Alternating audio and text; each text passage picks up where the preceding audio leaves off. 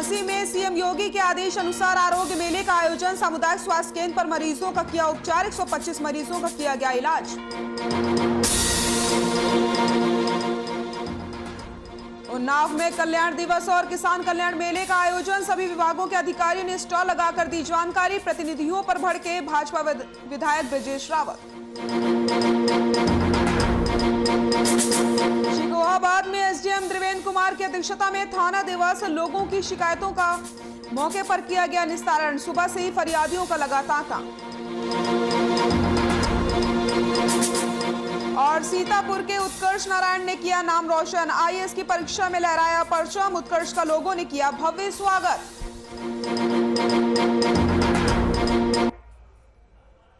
नमस्कार, बुलेटिन में आप सभी का स्वागत है। मैं हूं आपके साथ सृष्टि शुक्ला। रुक करते हैं खबरों का। उत्तर प्रदेश के मुख्यमंत्री योगी आदित्यनाथ के आदेश अनुसार आरोग्य मेले का आयोजन किया गया, जिसके मद्देनजर गरौठा में सामुदायिक स्वास्थ्य केंद्र पर कैंप लगाकर मरीजों का उपचार किया गया।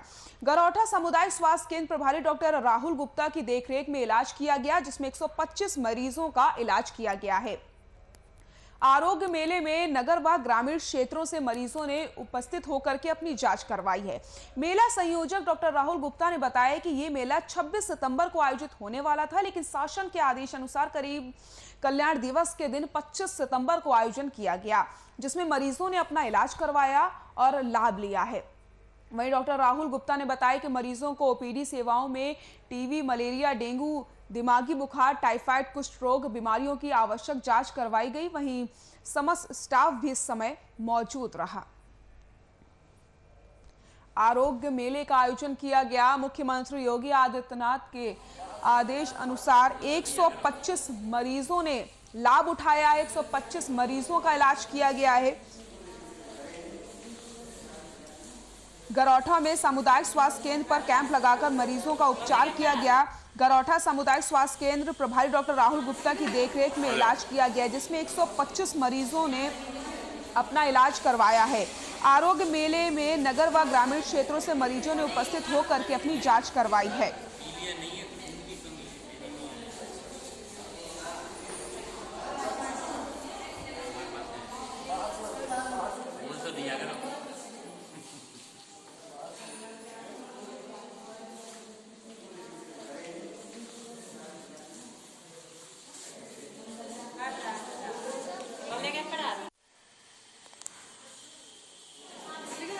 आ जाओ।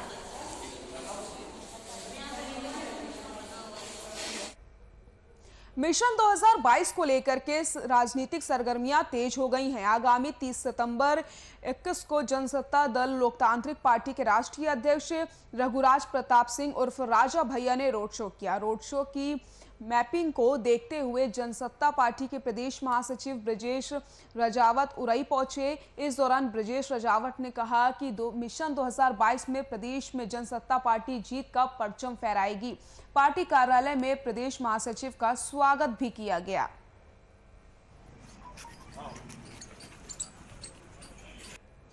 पदाधिकारियों की टीम के साथ 30 तारीख को उरई पधार रहे हैं, जिसका नाम सबको गर्व है, खुशी भी है कि राष्ट्रीय अध्यक्ष जी का ये पहला दौरा है जब से हमारी पार्टी बनी है। तो उसी तत्वाधान में हमारे साथ हमारे प्रभारी इस क्षेत्र के नियुक्त हुए हैं आदरणीय बड़े भाई बलवीर सिंह चौहान जी, किसान प्रकोष्ठ प्रदेश अध्यक्ष, जो कि कौशाम्बी से चल के आए हैं। मात्र इसीलिए यह जो प्रोग्राम है ये एक ऐतिहासिक प्रोग्राम हो, जिसके जरिए पूरे प्रदेश में केवल कि देश में एक संदेश जाए कि जनसत्ता दल इस तरह यथा नाम तथा गुलश निर्माण हुआ है।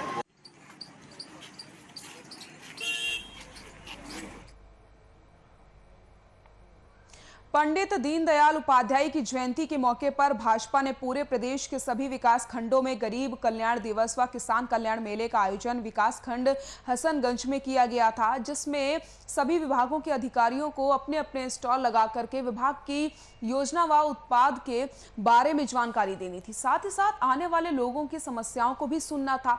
इस कार्यक्रम में भाजपा विधायक और ब्लॉक प्रमुख सभी को आना था, सभी आए भी थी, जिसमें ब्लॉक प्रमुख मीरा यादव व पूर्व ब्लॉक प्रमुख धीरेन्द्र ब्रह्मचारी के साथ पूर्व ब्लॉक प्रमुख सुखवीर सिंह यादव, पूर्व विधायक राधेलाल रावत भी मंच पर बैठे थे, जिसे देखकर भाजपा विधायक ब्रजेश रावत भड़क गए और कहने लगे कि मंच पर ये फालतू के लोग क्यों बैठे हुए हैं।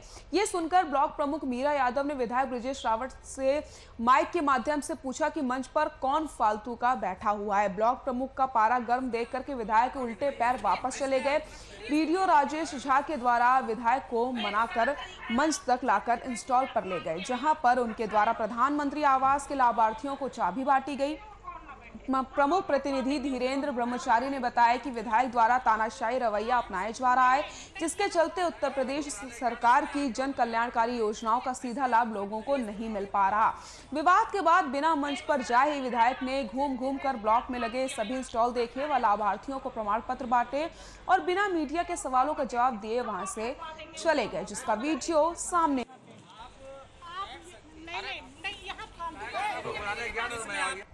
10 बजे विकास खंड कार्यालय में उपस्थित होने हेतु अनुरोध किया गया था। माननीय प्रमुख जी समय से उपस्थित हो गई और 1 बजे तक कार्यक्रम की शुरुआत नहीं की गई।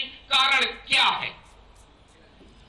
यह सारे सवाल हैं और ऐसे सवालों में आप मात्र शक्ति जो बैठी हुई है, योजनाओं के जो लाभार्थी बैठे हुए हैं, इन लोगों का अपमान करके आप अधिकारियों को लेकर के इधर उधर घूम रहे हैं, तो शायद आज से निर्णायक जंग की शुरुआत होगी।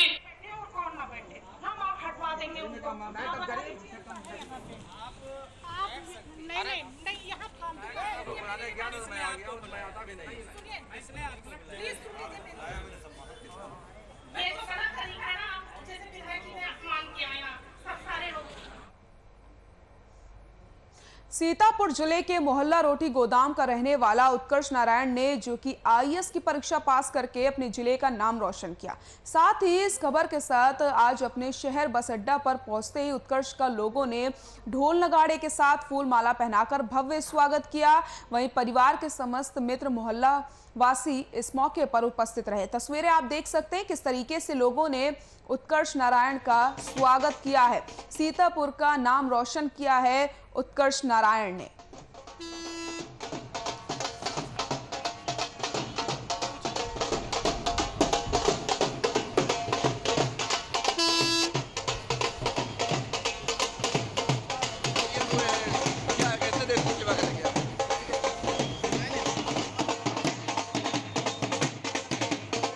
सबसे पहले तो चाइल्ड लेबर एक इशू है जिसके लिए मैं काफ़ी संवेदनशील हूँ। तो चाइल्ड लेबर के ऊपर मुझे काम करना है। इसके अलावा जो एजुकेशन है और हेल्थ है उसके ऊपर विशेष रूप से मेरा ध्यान होगा। और बाकी सर अभी रैंक 740 आई है, तो देखते हैं अभी क्या मिलता है, क्योंकि जो सिविल सर्विस होती है बहुत सारी सर्विसेज होती हैं, तो ज़रूरी नहीं कि मेरे को आईएएस मिले, बाकी नीचे की सर्विसेज हो। तो अगर आईएएस नहीं मिलेगा तो आगे वाले प्रयास में मैं ट्राई करूँगा आईएएस बनने के लिए।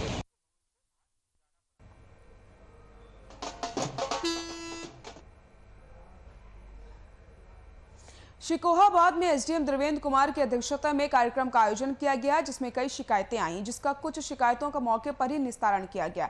शेष शिकायतों का 1 सप्ताह में संबंधित अधिकारी को निस्तारित करने के आदेश जारी किए गए। थाने में सुबह से ही फरियादियों का आना शुरू हो गया था, जहां ग्रामीण इलाकों से समस्याएं ज्यादा आई हैं, जिससे ज्यादातर समस्याएं राशन डीलर, राजस्व और जमीन संबंधित रही। वहीं शहरी क्षेत्र में नाली, खरंजा, जल भराव के साथ ही नगरपालिका से संबंधित शिकायतें आई हैं।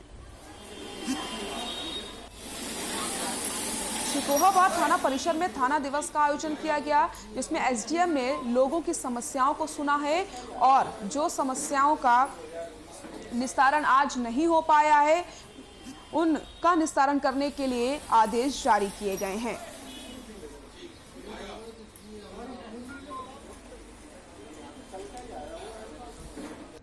जैसा की तरह थाना समाधान दिवस जो है दूसरे और चौथे है शनिवार को आज की तरह से लगा हुआ है, और जो भी शिकायतें आती हैं तो उसी दिन 3 बेचने का निस्तारण कराया जाता है। यही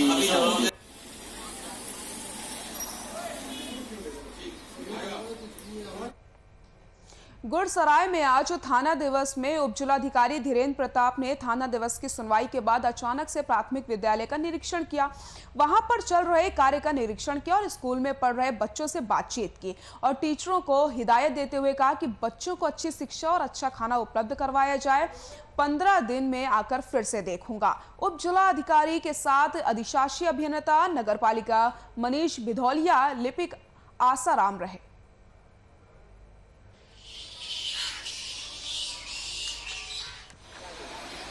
गुड़सराय में आज थाना दिवस में उप जिलाधिकारी धीरेन्द्र प्रताप ने थाना दिवस की सुनवाई करने के बाद अचानक से प्राथमिक विद्यालय का निरीक्षण किया। तस्वीरें आपको हम दिखा रहे हैं, जहां पर आप देख सकते हैं उप जिलाधिकारी धीरेन्द्र प्रताप बच्चों से बातचीत करते हुए भी नजर आ रहे हैं। साथ ही साथ उन्होंने टीचरों को निर्देश जारी किए हैं कि बच्चों की पढ़ाई अच्छे से होनी चाहिए, बच्चों को किसी भी प्रकार की कोई समस्या नहीं होनी चाहिए और खाना भी सही तरीके से उपलब्ध करवाया जाए, अच्छा भोजन बच्चों को उपलब्ध करवाया जाए। मैं 15 दिन बाद एक बार फिर से आकर देखूंगा, अगर मुझे कोई कमी दिखी तो उसके बाद कार्रवाई भी की जाएगी। इसका निरीक्षण किया गया हमारे द्वारा जो, और यहाँ पे जो हमारे अधिशासी अधिकारी है वो भी हमारे साथ थे और उनके कुछ कर्मचारी थे। और क्योंकि ये जो स्कूल है ये कायाकल्प में लिया गया था, इसमें पैसा गवर्नमेंट का लगा हुआ है, तो दो उद्देश्य था। एक थी स्कूल के देख लिया जाए कि पढ़ाई लिखाई कैसी चल रही है और दूसरा था कि कायाकल्प में जो काम हुआ वो क्वालिटी पूर्वक हुआ है कि नहीं हुआ। तो अभी हमारे पास पूरी फाइल नहीं रखी गई कि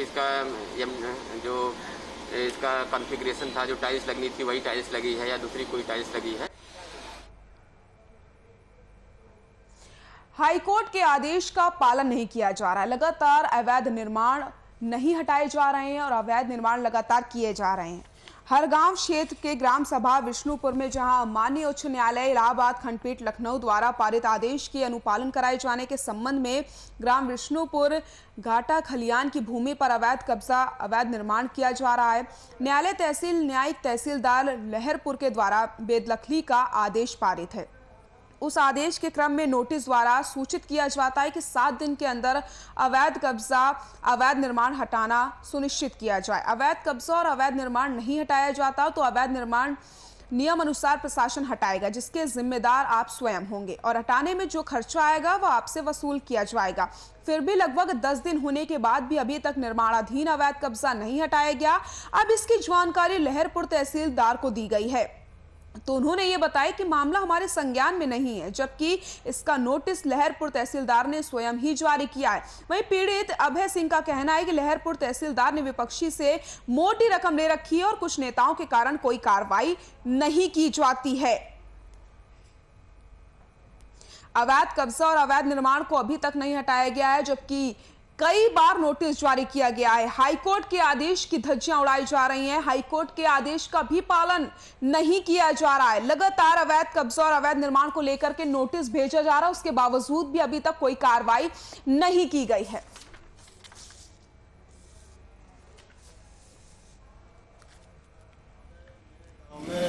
विष्णुपुर में घाटा संख्या 397 है, जिसमें मैंने जनहित याचिका दायर की थी माननीय उच्च न्यायालय लखनऊ में। इसमें 9 जुलाई 2021 को जो है आदेश हुए थे डिस्ट्रिक्ट मजिस्ट्रेट के लिए।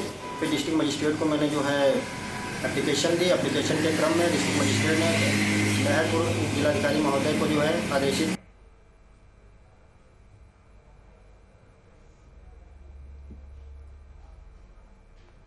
सोशल मीडिया पर एक वीडियो वायरल हो रहा है, जिसमें कस्तूरबा गांधी विद्यालय के तराज गेट में पढ़ने वाली बालिकाओं ने स्कूल प्रशासन पर गंभीर आरोप लगाए हैं। वायरल वीडियो में छात्राएं साफ कह रही हैं कि उनसे स्कूल परिसर की सफाई, ईंट मोरंग आदि चीजें उठवाई और धुलवाई जाती हैं। जब मीडिया के कुछ पत्रकार साथी स्कूल परिसर में गए तो उन्होंने गेट पर ही उन्हें रोक दिया जाता है। छात्राओं के गार्जियन ने काफी जद्दोजहद की तो बोल्डन ने स्कूल परिसर का दरवाजा खोला। अंदर जब पत्रकार साथी पहुंचे तो स्कूल प्रशासन के सभी मेंबर सवालों से बचते हुए नजर आए। कोई भी साफ तौर पर जवाब नहीं दे रहा था। ज्यादा पूछने पर स्कूल के एक टीचर और बावर्ची ने पत्रकारों से गलत और अमर्यादित भाषा का इस्तेमाल भी किया है। बालिकाओं ने स्कूल प्रशासन पर गंभीर आरोप लगाए हैं। छात्राओं से काम करवाया जाता है, इसका आरोप छात्राओं ने लगाए हैं। और जब पत्रकार वहां पर पहुंचते हैं तो पत्रकारों के साथ भी अमर्यादित भाषा का इस्तेमाल वहां के टीचर्स करते हैं।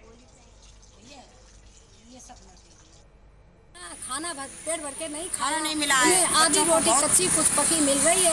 उन्होंने यहाँ ईंट वाला काम कराया, छिलवाई है। इतना काम बच्चे मेरे रो रहे थे, इन्होंने बात नहीं कराई कि वो टाइम दिया 8 बजे, जब 8 बजे कराया कल शाम को करना। फिर बोली कि बच्चे ऐसे पढ़ पाएंगे, तुम बार बार फोन करो, ऐसे तो नहीं बच्चे हैं उनकी, कितना हम टाइम बर्बाद करें, हम तो पढ़ाई ध्यान देते हैं। उतना जब हम आए तो इन्होंने हमसे साइन करा लिए। हाँ, मेरे जेठ आए तो हम तो अपनी लड़की है वो ले गए। मैंने मैडम से फोन किया है। मैडम जी ने कहा अंजलि के मैं पापा हूँ, अंजलि को 2 मिनट के लिए गेट पर मैं खड़े हैं, बात मेरी करा दो। मैडम जी ने कहा है शाम को मैं बात करा दूँगी। अच्छा छोड़ो सारी बात। सुबह क्या क्या काम कराया जाता है यहाँ पे? इधर मोहरम की गुस्सा पड़े तो बच्चा काम करने के लिए, हम लोगों ने बच्चा पढ़ने के लिए जो लिखवाई में नियम मिलता नहीं। खबर सुल्तानपुर से है, जहां 2 महीने पहले हुई विवाहिता की मौत के मामले में आज जिला प्रशासन द्वारा पोस्टमार्टम का आदेश दिया गया है। इस मामले में जहां मायके वाले महिला की हत्या की आशंका जता रहे हैं, वहीं ससुराल वाले हार्ट अटैक से मौत की बात कर रहे हैं। फिलहाल प्रशासन के निर्देश के बाद शव को कब्र से खुदवा कर दोबारा पोस्टमार्टम के लिए भेजा गया है। विवाहिता की मौत के मामले में पोस्टमार्टम के आदेश जारी कर दिए गए हैं। 2 महीने पहले विवाहिता की मौत हुई थी। शव को कब्र से खुदवा करके दोबारा पोस्टमार्टम के लिए भेजा जाएगा।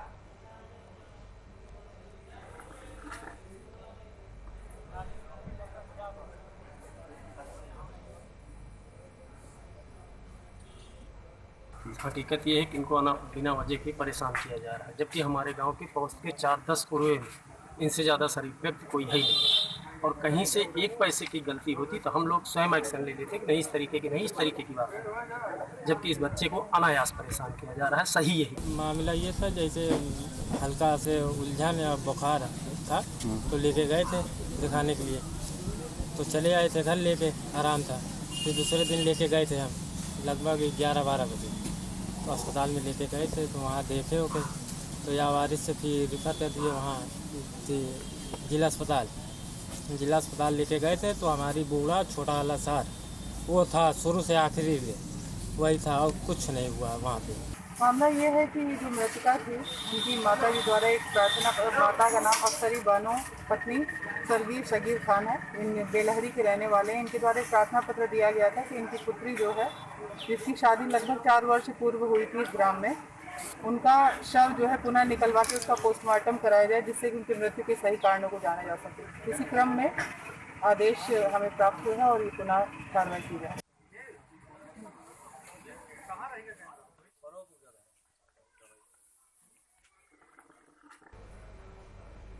कन्नौज में दबंग प्रधान की दहशत से एक परिवार पलायन करने को मजबूर हो गया है। दबंग प्रधान के गुर्गों ने 3 दिन पहले 3 बच्चियों के बुजुर्ग पिता को बुरी तरीके से सड़क पर पीटा था। बुजुर्ग का कसूर सिर्फ इतना था कि उसने जांच अधिकारी से प्रधान के घपलों की शिकायत कर दी थी। सोशल मीडिया पर वीडियो वायरल होने के बाद पुलिस ने खानापूर्ति की कार्रवाई की। अब पीड़ित परिवार अपना पुश्तैनी घर बेचकर पलायन करने को तैयारी में है। पीड़ित की बेटियों ने क्षेत्रीय विधायक पर भी प्रधान की मदद करने का आरोप लगाया है। आप तस्वीरें देख सकती हैं। 3 बच्चियों का पिता वो पलायन करने को मजबूर हो गया है। अपनी खुशी से पलायन नहीं कर रहा है ये पिता, बल्कि प्रधान की गुंडागर्दी से परेशान होकर एक बुजुर्ग पिता अपने बच्चों को लेकर के पलायन कर रहा है। कन्नौज की ये तस्वीरें आपको हम दिखा रहे हैं, जहां आप देख सकते हैं मकान बिकाऊ का पोस्टर भी लगा दिया गया है। एक बुजुर्ग पिता अपने घर को बेच करके पलायन करने को सिर्फ इसलिए मजबूर हो गया क्योंकि पुलिस ने किसी भी प्रकार से उसकी सहायता नहीं की। प्रधान लगातार उसे धमकी देता है, लगातार घपलेबाजी की जाती है, और जब उसकी कोई शिकायत करता है तो प्रधान अपने गुंडों को भेजकर धमकी देता है।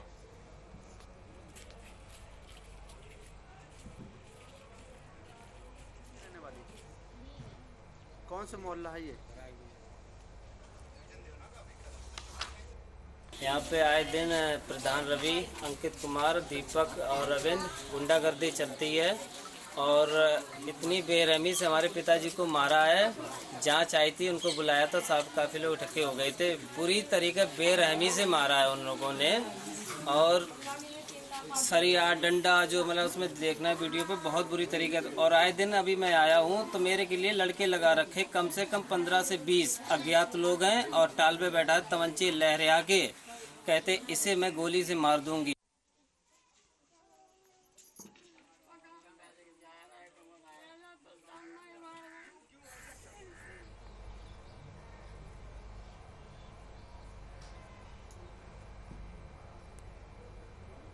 हरगांव थाना क्षेत्र के अंतर्गत ग्राम विष्णुपुरा में वीरेंद्र कुमार अपनी पत्नी के साथ सरकारी राशन की दुकान पर गल्ला लेने के लिए गया, जहां पर कोटेदार विनय सिंह पुत्र राम नरेश सिंह राशन वितरित कर रहे थे। वहीं वीरेंद्र कुमार ने जब राशन कम लेने से मना किया तो कोटेदार विनय सिंह, राकेश सिंह, कौशलेंद्र सिंह इन लोगों ने मिलकर वीरेंद्र कुमार की लात घूंसों से पिटाई की। वहीं जाति सूचक गालियां देते हुए जान से मारने की धमकी दी है। पति को पिटता देख अपने पति को बचाने आई उसकी पत्नी को भी दबंग कोटेदार के साथियों ने गाली देते हुए जान माल की धमकी दी है। वहीं विपक्षी कोटेदार ने पुलिस से बचने के लिए अपनी बायोमेट्रिक मशीन को भी तोड़ डाला, जिसकी सूचना पीड़ित ने हरगांव थाना प्रभारी को लिखित में दी। वहीं थाना हरगांव प्रभारी ब्रजेश कुमार त्रिपाठी ने बताया कि जांच करके आवश्यक कार्रवाई की जाएगी। युवक को दबंग कोटेदार ने जमकर मारा है और उसके बाद धमकी भी दी गई है। जाति सूचक शब्दों का भी इस्तेमाल किया गया है।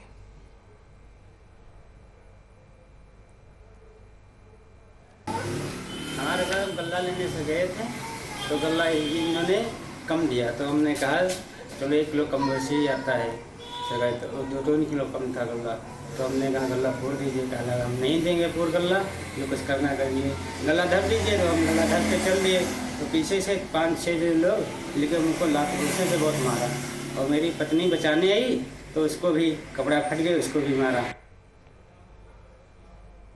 आज विकास जिलाधिकारी आंध्रा वामसी, वरिष्ठ पुलिस अधीक्षक शिव हरि मीणा एवं नगर आयुक्त अवनीश कुमार राय ने संयुक्त रूप से महारानी लक्ष्मीबाई मेडिकल के सामने अतिक्रमण और गाड़ियों के बेहतरीन पार्किंग को लेकर के मौके पर निरीक्षण किया। उन्होंने स्पष्ट कहा कि झांसी नगर की सुंदरता को किसी भी दशा में बिगड़ने नहीं दिया जाएगा। मेडिकल कॉलेज तिराहा झांसी महानगर का प्रवेश द्वार है और लखनऊ कानपुर से आने वाले लोग इसी मार्ग से महानगर में प्रवेश करते हैं, मगर मेडिकल कॉलेज क्षेत्र अंतर्गत स्थित प्राइवेट अस्पताल, नर्सिंग होम के सामने 2 पहिया 3 पहिया वाहन के खड़े होने की वजह से सड़क पर आवागमन अवरुद्ध हो जाता है, जिससे लोगों को परेशानियों का सामना करना पड़ता है। उन्होंने कहा कि नर्सिंग होम एसोसिएशन एवं मेडिकल एसोसिएशन के अनुरोध पर मरीजों की सुविधा हेतु ये निर्णय लिया गया है कि मेडिकल कॉलेज के गेट नंबर 1 के पास अंदर धर्मशाला तक 2 पहिया व 4 पहिया वाहनों के पार्किंग स्थल निर्धारित किए गए तथा गेट नंबर 3 से कानपुर बाईपास तक एम्बुलेंस खड़े करने हेतु पार्किंग स्थल को निर्धारित किया गया।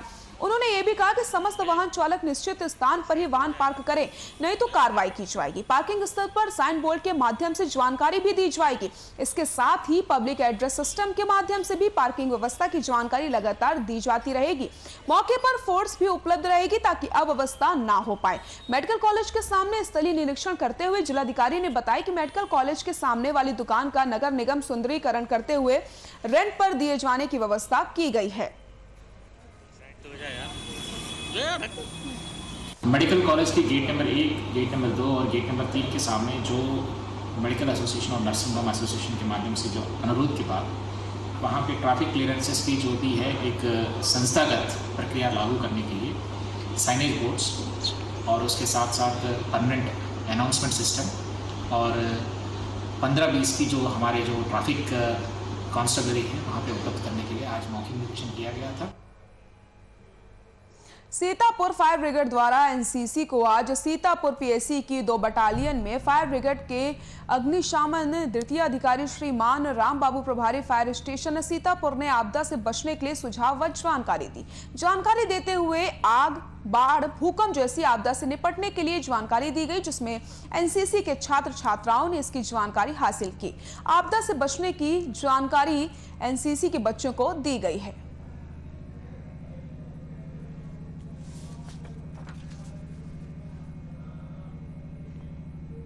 आज आज बेटी दिवस के मौके पर कानपुर से हैरान करने वाली खबर सामने आई है, जहां एक तरफ बेटियों ने बेटों से आगे बढ़कर के कई मुकाम हासिल कर लिए हैं। अभी भी समाज में कई लोगों की मानसिकता बेटियों के लिए बहुत घटिया है। आज भी ये लोग बेटियों के पैदा होने पर उसकी मां को ही इसका कारण मानते हैं। बेटी पैदा होने पर मां को प्रताड़ित किया जाता है। ऐसा ही एक मामला कानपुर से सामने आया है। अशोकनगर स्थित कानपुर जर्नलिस्ट क्लब में गणपति नगर जीटी रोड पर रहने वाली पीड़ित बहू मौसम कुशवाहा ने अपनी व्यथा सुनाते हुए बताया कि उसके ससुर साधुराम कुशवाहा दबंग और राजनीतिक व्यक्ति हैं। महिला का आरोप है कि बेटा नहीं होने पर लगातार ससुराल पक्ष उसे प्रताड़ित करता है और उसे जायदाद से बेदखल कर दिया गया है।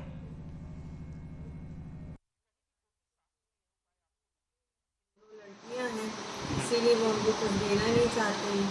पूरी संपत्ति से बेदखल कर दिया है। हमारी मांग है कि हमारे दोनों बच्चों का अधिकार मिलना चाहिए। 24/9/21 तारीख को सुबह करीब 11 बजे हमारे संज्ञा में ये बात आई कि एक महिला जो थाना सीसामऊ के अंतर्गत एक महिला के साथ टप्पेबाजी का घटना हुई है। उसमें उनके कुछ जेवरा मतलब चोरी की गई है। तो उसी पे थानाध्यक्ष सीसामऊ को हम भी गए थे, थाना गए थे। महिला के साथ जो घटना हुई है उसका भी हमने संज्ञा लिया है और तुरंत वहीं पे थानाध्यक्ष को निर्देश किया है कि इस पे जितने भी सीसीटीवी फुटेज है शाहजहांपुर में पंचायत घरों के निर्माण में घोटाले शुरू हो गए हैं। जांच के बाद मुख्य विकास अधिकारी ने जेई के खिलाफ कार्रवाई करते हुए लाखों की रिकवरी के आदेश दिए। पंचायत घरों के निर्माण में धांधली के मामले सामने आने के बाद अभी कार्रवाई हो सकती है और पूरे जिले के सभी ग्राम पंचायतों में पंचायत घरों का निर्माण किया जाना है। पुवाएं तहसील में सबसे ज्यादा निर्माण कार्य में धांधली की शिकायतें आई हैं। उसके बाद जांच करवाई गई है तो पुवाएं तहसील के ग्राम पंचायत में निर्माण कार्य में भारी धांधली सामने आई है। पंचायत भवन जहाँ भी बनाए जा रहे हैं वो पब्लिक मनी से बनाए जा रहे हैं और उन्हें मानक के अनुरूप बनाया जाना है।